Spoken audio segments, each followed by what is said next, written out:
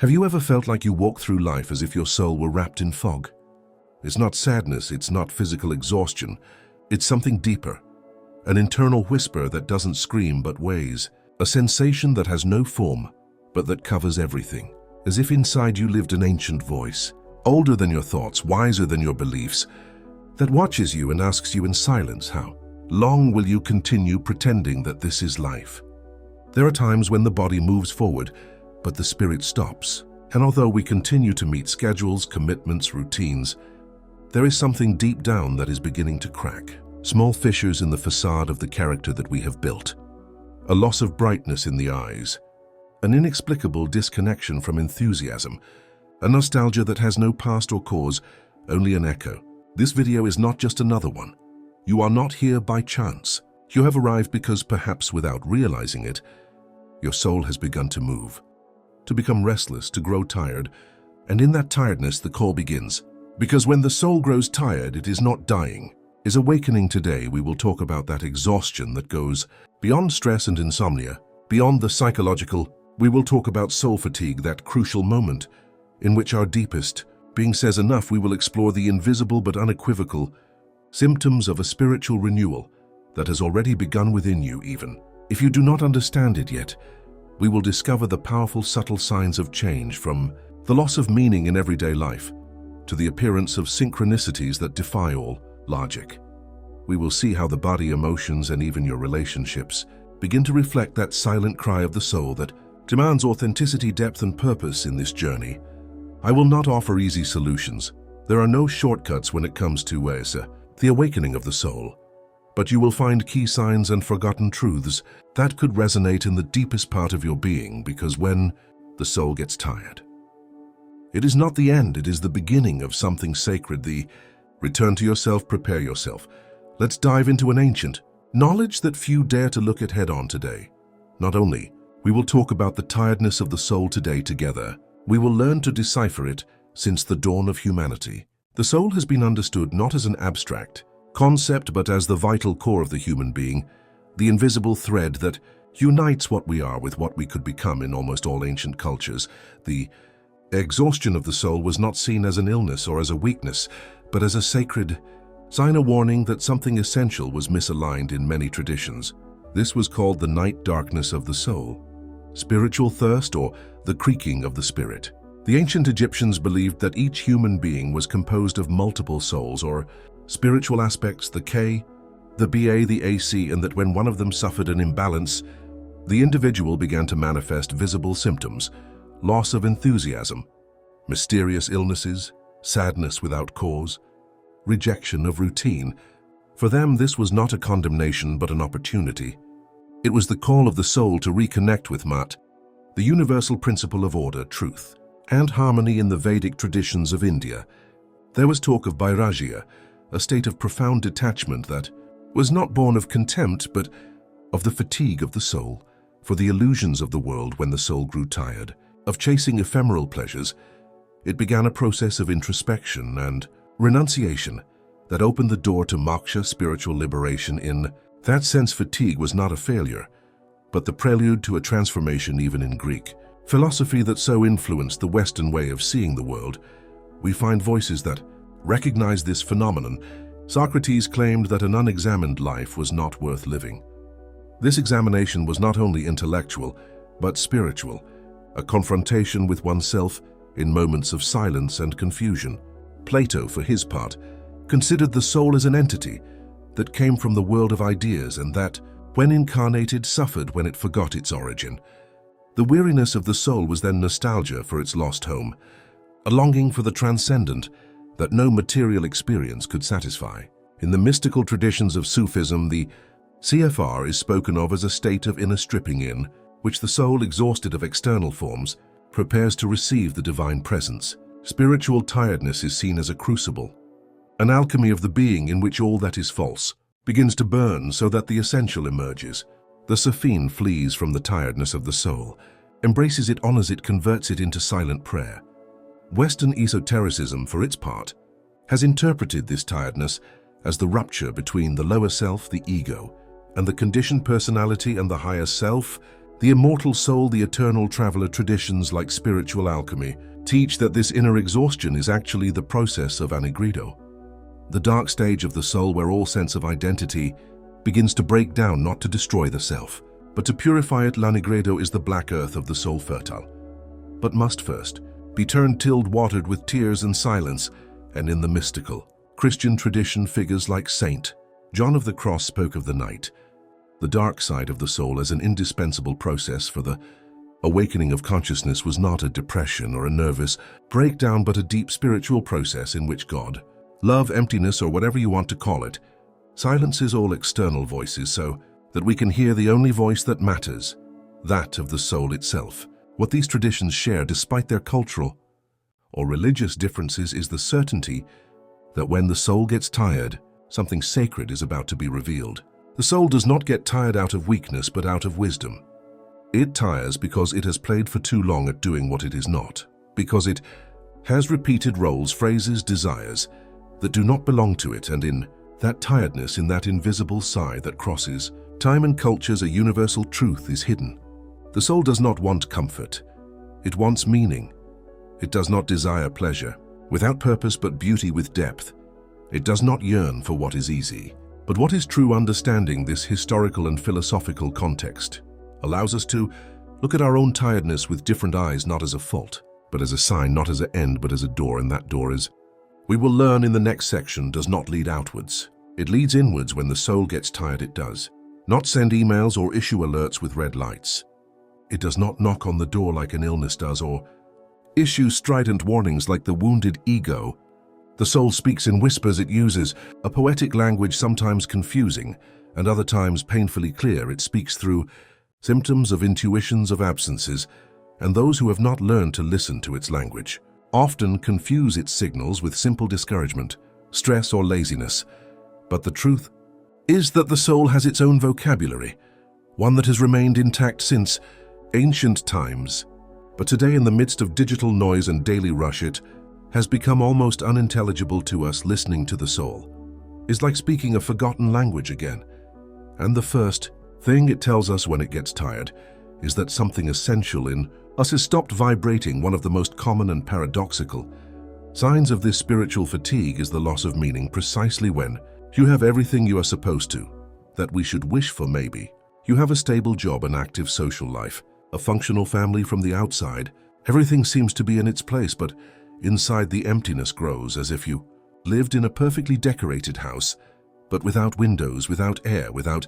So this is the first concept that we must understand. The soul is not fed by the same thing as the body or the ego. While the body needs rest and food, and the ego needs recognition and achievement, the soul is nourished by purpose, beauty, and connection.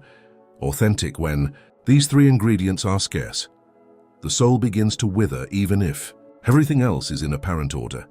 Think of a flower enclosed in a box. Even if you put the best soil in it and water it carefully, if it doesn't receive light, it will die slowly. So the soul can be surrounded by luxuries of goals achieved, of functional relationships, but if there is no light, that light that comes from the sense of inner truth simply goes out. The second key concept is emotional fatigue without obvious external cause. You feel exhausted, no, not because you have done much, but because you have not done what truly fulfills you. Like a fish out of water, you can survive for a while, but your vital energy is wasted with each attempt to appear normal. This fatigue is cumulative. It does not come from a single mistake, but from 1,000 small daily betrayals of your true nature. Saying yes when you meant no, following paths paved by others, postponing what you truly desire out of fear or inertia. Modern life has perfected the technique of disconnecting us from our soul without us noticing. Everything is designed to entertain, to occupy the time, to distract from the silence. But it is in that silence where the soul begins to speak, and the first thing it usually says is, "This is not what you came to do." Another symptom of the tired soul is the loss of enthusiasm for what we were once passionate about. This is disconcerting. How is it possible that something that once filled us today seems insipid, mechanical? The answer is simple and at the same time profound. The soul evolves. It is not static. What was once food, it can stop being so. Not because it is wrong, but because its function has already been fulfilled. The soul does not fear change. It yearns for it, but our mind, clinging to security, interprets this need for change as instability or crisis. That is why when the soul gets tired, it often also gets bored and no longer finds any flavor in routine. It is not a matter of a capricious personality, but of a deep energy that drives us to seek a life more aligned with our truth. And that is when questions begin to arise that do not have any meaning. Simple answers: who am I beyond my roles? What would I do if fear didn't stop me? What part of me have I let die to fit in? These questions don't seek immediate answers, they seek to shake foundations, because the soul is not interested in comfort but in expansion. And when it gets tired, it's because you've lived too long in a skin that no longer belongs to you. If the soul could cry, it would do so in silence, but as it has no eyes or throat, it cries through your body of your dreams and of the emotions that do not you can name. When the soul gets tired, it doesn't turn off immediately. It withdraws. It becomes like a wounded animal that retreats to the deepest corner of your being, waiting for you to finally stop and listen to it. One of the most disturbing phenomena when this happens is the emergence of physical symptoms with no apparent medical explanation. Wandering pains, chronic fatigue, insomnia, or an overwhelming need to sleep for hours. Modern medicine, no matter how advanced it is, often cannot identify the cause because the origin is not in the physical, it is in the invisible. The soul, not finding expression, begins to manifest its disharmony in the body. The body is the altar where the soul expresses its unspoken prayers, its silent truths. It is not about ignoring the clinical, but about understanding that there are ailments that are not cured with pills but with meaning. It is not about choosing between science or spirituality, but about remembering that both can speak of the same thing from different languages. What is called somatization today was called the cry of the spirit yesterday. This somatization is not your enemy. It is your compass. It is telling you that something deep needs to be attended to. It is as if your soul borrowed the language of the body to shout what your mind does not want to accept, that you are living a life that does not honor what you are. And then another powerful sign arrives. Emotional disconnection. You become a spectator of your own life. You are there, but you are not really there. You laugh out of commitment. You speak out of obligation. You move by inertia. What before excited you now seems flat. It is not apathy. It is your soul's protection, has locked itself behind a shell because it cannot bear to continue. Pretending. This phenomenon is similar to when a flame is reduced to a tiny point before going out, but it does not always go out. Sometimes that point of light is the only thing that remains intact, and it is from there that the renewal begins. But before rebuilding the soul, it needs to detach itself, disassociate itself, empty itself. And here comes one of the most revealing elements of the process: the appearance of synchronicities, improbable coincidences that seem to be woven with surgical precision. A book falls into your hands just when you need it most. A song tells you exactly what your soul is trying to remind you of. A chance encounter triggers a series of reflections that transform your path. These synchronicities are not coincidences. They are responses from the universe to a new frequency that begins to emerge from within you. It is as if by silencing your mind and silencing your masks, your soul begins to emit a purer, more authentic signal. And at that new level of vibration, you begin to attract people, situations, and messages that previously went unnoticed are no longer signs of destiny but resonances of your internal change. And that is when another phenomenon appears: unexpected creativity.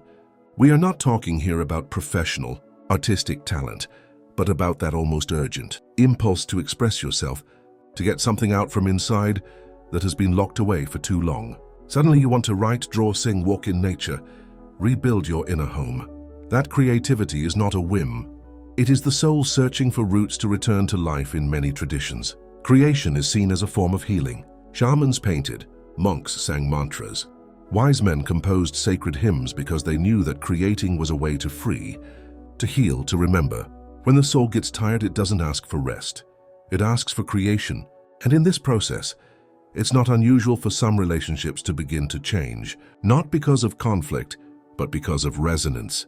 You begin to feel out of place with people who were once essential, not because you've stopped loving them, but because they no longer vibrate with the same song as you. The soul has begun to intone this distancing is not a rejection, it is an act of energetic honesty. And it hurts, but it also releases what, in appearance, seems like a loss of enthusiasm for stable relationships. It is actually a reconfiguration. The soul is clearing space for the new, and like all birth, the process can be chaotic, painful, and beautiful at the same time, because in the end, the soul does not tire out of weakness. It tires out of wisdom, and when it does, it begins one of the most powerful acts of existence, rebirth. The soul does not need to be rescued. It needs to be remembered, and to remember it, spaces must be created in everyday life where it can manifest itself without fear, without judgment, without the prison of what is useful. Spiritual renewal is not a miraculous event that occurs from one moment to the next. It is a practice, a subtle art, a constant choice to return to yourself. Here you will not find magic formulas or express solutions. What follows are not recipes but keys that open internal doors if you dare to turn them. First key, deliberate silence. The soul does not scream, and in a world that never stops talking, thinking, giving opinions, and notifying, you need to cut out the noise to be able to hear it. Create spaces of radical silence, not only the absence of words but also of screens, stimuli and expectations. Even if it is just a few minutes a day, sit with yourself without looking for anything. The soul loves silence because in it can breathe. Second key, presence as a ritual. Any act can be sacred if you do it with presence. When eating, when showering, when walking, don't run. Don't do things just for the sake of it. Feel the moment as if it were unique, because it is. The soul inhabits the present. You won't find it in the past that you regret, nor in the future that you fear. Third key, emotional discernment. Not all the emotions you feel are yours. Many are inherited, imposed, and repeated. Learn to ask each emotion, where do you come from? What message do you bring? Don't reject your sadness or run away from your anger. Observe them, listen to them. The soul uses the language of emotions to push you towards what is. Essential to ignore them is like ignoring the lighthouse in the middle of a storm. Fourth key, conscious authenticity. Tell the truth, even if it is uncomfortable. Make lessons that represent you, even if others do not understand them. Be true to what you are, not to what they expect of you. Every act of authenticity, no matter how small, strengthens the soul. Every lie, every mask, every self-deception weakens.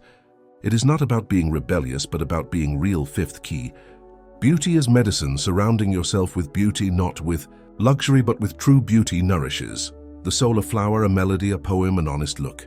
Beauty is a direct bridge between the soul and the divine. Don't consume it, live it. Make your environment a sanctuary, however humble. Sixth key, the courage to let go. Much of what drains the soul is not effort, but attachment to ideas, relationships, to images of what you think should be. Letting go is not losing. It is freeing up space for the new practice, detachment. Not as bitter renunciation, but as a dance with mystery. Finally, remember this: your soul is not broken. Alone is calling. It doesn't want you to change to be better. It wants you to remember who you are without the conditions. Taking poor care of the soul is daring to live from the inside out. It is allowing yourself to exist without asking permission, because the greatest act of spiritual love is not to escape from the world, is to inhabit it with an awakened soul. You have reached the end of this journey, but what matters is not having arrived here, but what has begun to move within you. Because if something you heard resonated, if a part of you inside shuddered, like when a forgotten memory returns without warning, then your soul is not dead, it is alive.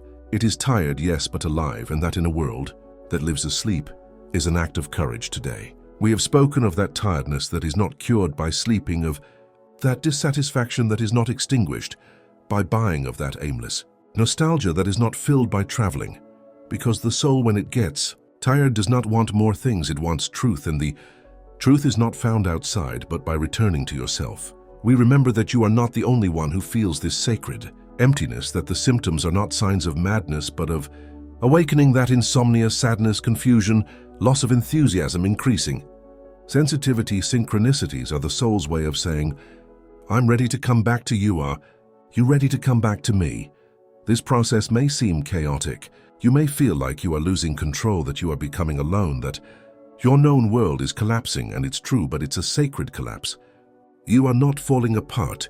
You are shedding everything that you are not, like the snake that sheds its skin like the forest that burns to be reborn more fertile. And no, you don't need to have all the answers. No one who wakes up has them. Waking up doesn't mean understanding everything, but learning to walk. With questions, with humility, with wonder, it means allowing yourself to be a mystery in constant evolution, an eternal spark disguised as a human. This video is not a conclusion. It is an invitation to look at your life again, to ask yourself if you are living what truly honors you, to stop and listen. Not to me, not to this one channel, but to that inner voice that has never gone away. Even though you have done everything possible to ignore it, perhaps this is the first time that you seriously stop to listen to it, or perhaps you have been walking along this silent path for years. Whatever it may be, today you have taken a step, and that deserves to be celebrated. I invite you then to continue this journey, to go deeper, to continue listening, reading, sharing, to join this community of seekers who are not content with just surviving, but have decided with courage and tenderness to live with their souls awake. Leave me your comment, share your experience, because when one speaks from the soul, others remember theirs. And that is the true purpose of this channel, to create a space where the invisible has a voice, where the spiritual stops being a luxury and becomes a right, a practice, a way of being alive with totality. And if something in you has awakened today, do not let it sleep again.